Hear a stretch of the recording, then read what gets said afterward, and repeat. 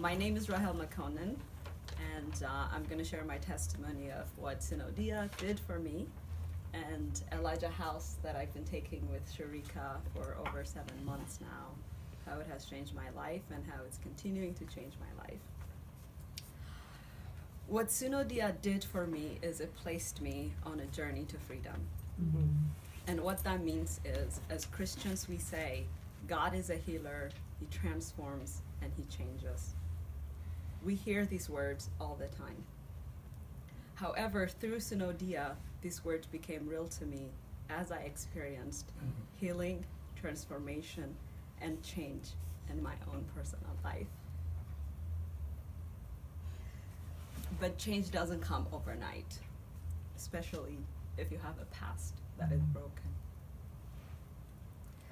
Before I found Sunodía, I was in a place in my life where I had recognized and analyzed my broken patterns in my life that were making my relationship with God difficult. Mm.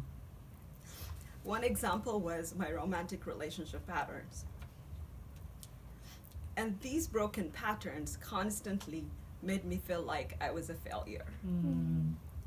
I felt like I was fighting this battle of wanting to be a transformed woman of faith, but yet I constantly failed at it. Mm. One time I was in a rough place and I asked God, Lord, is there even hope for me? My hope was I wanted a complete transformation and inner healing from my past. Mm. During that time, a good friend of mine recommended me to meet Jessie at Sunodía. And I did. After a 2-hour session with Jessie, I left her office. I stood outside her door, and I answered the same question I asked God. Yes, there is hope for me. Mm-hmm.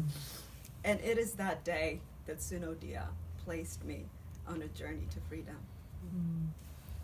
And through Sunodía, I learned about Elijah House class with Sherika. Elijah House is a group prayer ministry class that is a time with God that is 100% Holy Spirit driven. Mm-hmm. And in that class, God showed up every single time. For me, Elijah House is an answer to a prayer because I had areas in my life that I wanted to change completely, but I didn't know how. And Elijah House simply answers, this is how you change. Let us identify your bitter roots. Let us identify your bitter fruits.